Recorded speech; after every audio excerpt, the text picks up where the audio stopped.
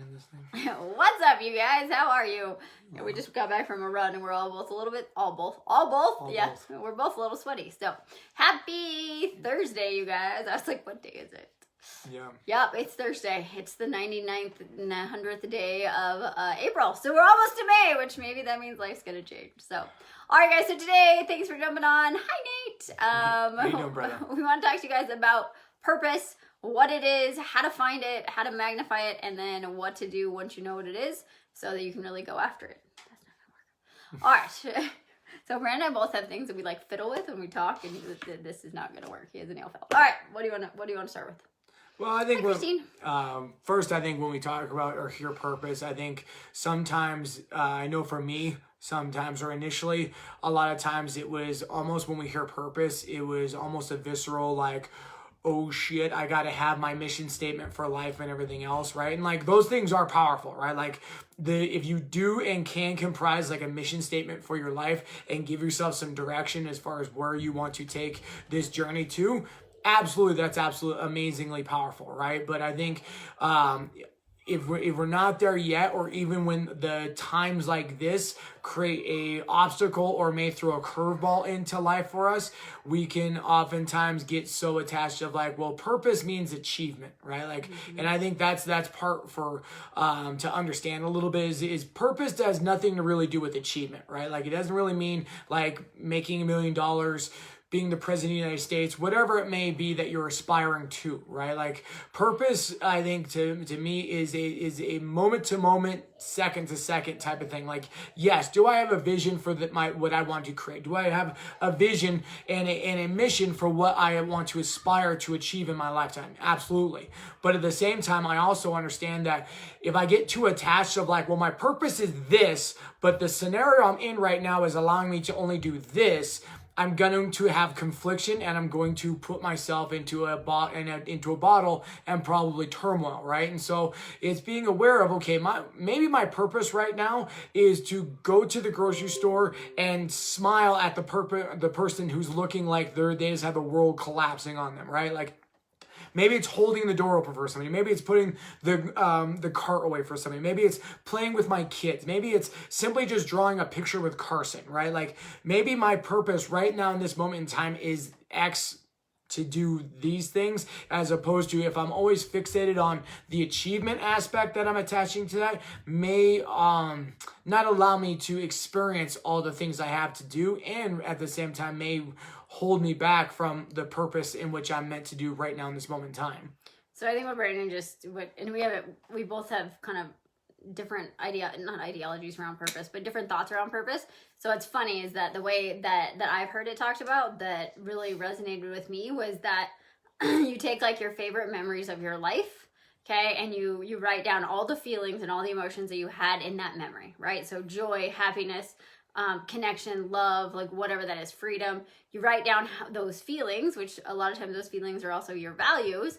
And then you take all of those words and you put them in a list, okay? And then you go one by one, right? So like, let's say that freedom was one of mine. So I'd go love and freedom. Okay, it's love. Freedom, security and love, right? And so you'd go through all those words, and then there's gonna be two of them. The top two are the ones that seem to always win over the other ones, right? So it's like, okay, well, if I can only have love or freedom, which one would I have? If I can only have certainty or freedom, which one would I have, right? And so you go through the whole list of those emotions that are emotions that you move towards, right? We've talked about moving away and moving toward and moving away from values. So you take those sensations, those feelings, and then you understand that's your top thing, right? So if you're like, okay, my purpose in life is to be happy, right? Let's just say that's what your purpose in life is, right? My purpose in life is to be happy. Then what you do with that purpose is that you take it, you go be that yourself, and then you teach other people how to be happy, and you see how much happiness and how much joy you can create in the world, right? So if you think about everything Braden just said, like what was the underlying emotion in all of those things? Well, they were joy, love, because we talked about that before. My number one moving towards value is love, right? And I think obviously what I was conveying there was all things that aspire to love and joy and happiness, right? But I think sometimes I think that gives us a clear picture of where that probably creates drive and momentum for us to yet again move towards, but I think for a lot of this is yet again being aware of, in this moment in time, what is calling me right now, right? Like what is my gut telling me, and what is my intuition telling me that I need to do right now in this moment in time. And that may not be action based, right? Like it doesn't necessarily require action. Just maybe it's being still and sitting with my kids, right? Like this morning, Carson and I cuddled on the couch and watched some TV show that they're watching, right? Like for her connection is a massive thing for her. So literally just sitting with her and cuddling with her was my purpose in that moment in time.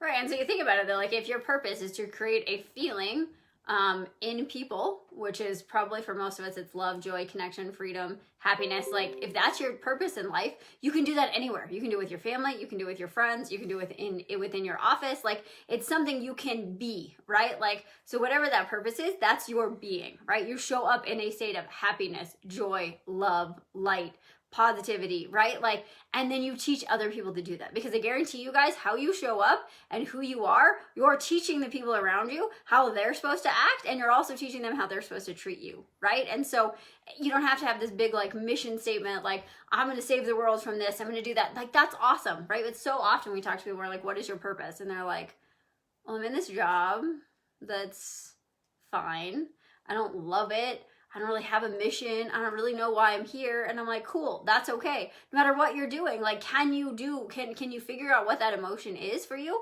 And then can you do that in your everyday life, right? And the more you do that, the more opportunity you'll see. You're like, oh, I can go volunteer. Oh, I could do this. Oh, I could help the school. I could, like there's so many opportunities to create those sensations in the world if you just open your mind to it and you see it as a little bit more expansive, and it, like Brandon said, a moment to moment thing, not this big like my big life purpose is, and maybe you have that and that's amazing, but inside that big life purpose there's little tiny things you're going to do every day to help other people feel those sensations and live into that purpose and to find their own. Well, and there's a reason why. Was it 70 or 80% of Americans hate their job that they do every day, right? Like they go to the same job every single day. Obviously, not going into their job unless you're my brother. Good to see you, brother. Right? But like you're not going anywhere, but you hate what you're doing on a day-to-day basis because you get into the rut, you get into the routine, you get into the same thing over and over and over. When it's realizing that you don't need to be striving to be the CEO, right? Like maybe that's your driving aspiration that you want to accomplish one day in your life, right? But I think sometimes when you can see that, maybe my purpose right now in this moment in time is to look over to my colleague and make them smile because they look like they're just having a shitty day, right? Like maybe it's just helping them out. Maybe it's closing the door. Maybe it's, looking at things from a much broader perspective and seeing how you can contribute and how you can look at certain things, not just like punching the clock and doing whatever it may be that you're doing on a day-to-day basis, but really see like, okay, how can I contribute? How can I bring some purpose into my life and bring it into others? Because we talked about the 6 human needs, right? Like if you contribute, if you find a way to contribute and come from a place of contribution, it checks the boxes of all our other needs, right? And so perhaps it's coming from a purpose-driven place of how can you contribute, which in turn will also elicit a better response for everything else you have going on in your life. Yeah, and I mean, because really think about it, you guys, like life is all about a feeling, right? We're all chasing a feeling. No matter what we're doing, we're chasing a sensation, we're chasing a feeling, right? So if you want to lose weight, it's because you want to feel better. You want to be more confident in your clothes. You want to be happier, right? If you want to have a different job, it's because you want to help people in a different way. Like we're always chasing a feeling, right? We think we're chasing things. We say this all the time. We think we're chasing things outside of us, right? I want to look good in a bikini. I want to have $1 million house. No, you don't. Like, what do those things bring you? What do they provide you? That's what you're actually chasing, right? It's always 4, 5, 7 layers deeper than what you think it is. And so if we start to understand that we're just chasing sensations and we get to create those sensations anytime we want, then you start to step into that and you be that thing, and all of a sudden you are that feeling, and all of a sudden you're like, oh my gosh, this is so easy. So I mean, it's simpler than we want to make it, right? Everybody tries to make all of this stuff like so much more complicated and so much harder than it needs to be, and it's really not. It's like, be the light that you want to see in the world, be the energy you want to see in the world, be that thing, right? If you value freedom, what does it feel like to be free? How can you teach other people to be free? What are people not free from, right? If it's happiness, if it's joy, if it's love, it's connection, how can you give that? And how can you teach other people how to receive it and how to in return give it back? And that's sometimes as easy as smiling at a stranger, holding a door, putting someone else's card away, right? Like just doing something nice for somebody because you can. I think that covers it. Right, we were efficient today. All right, guys, let us know what you think about that. Hope you guys are having an amazing day. I dropped a post this morning, so I'm looking for 5. I put women, but I've already had guys reaching out. So if you're a guy and you want to do this, that's cool too. So I've got something starting for 5 women or men that are ready to stop dieting and 4x your happiness in the next 44 days. So if you're ready to do this, if you've been listening to our stuff and you're like, I want to get happy, let's do this. And I'm done dieting. I'm done in that battle. Drop me a message and we'll jump on the phone and see if it's a good fit. So hope you guys are well, and we'll talk to you guys soon. One sec. On that note, you guys, I want to. Oftentimes, I think when we talk about dieting, it usually gets spearheaded towards the women out there. And I think, for us, probably in the last 3 days, we've come across more men that have come out and expressed like, yeah, I've had bulimia issues. I've had anorexia issues in my past, right? And like, it doesn't matter male, female, whatever, we are all human beings and we have these obstacles that we put in our life, and understanding that there's much more to the equation than just simply that, right? And so, if you're a guy out there and you have a past, you're experiencing these things now, don't hesitate, right? Like, don't be ashamed of it. Don't be afraid of it, right? Like, everything we've been talking about is honoring yourself, right? Like, there's reasons for all these things that you're doing. And if you are a guy out there that is experiencing these things, don't hesitate. You're no different than anything else. There's no shame at all of you taking care of yourself and putting yourself first, so you can make sure that you can end the cycle that this tends to cause. Yeah, and I think for all of this, you guys, what you'll be surprised is sometimes we think that like I'm the only one having the struggle, nobody else feels this way.